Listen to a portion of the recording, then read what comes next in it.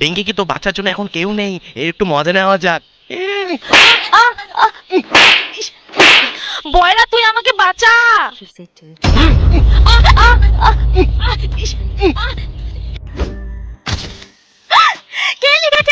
বাংলাদেশ থেকে ভিডিওটা দেখলে লাইক করো, ইন্ডিয়া থেকে হলে কমেন্ট করো, ভালো লাগলে সাবস্ক্রাইব করো। ম্যাম বয়রা করেছে এটা।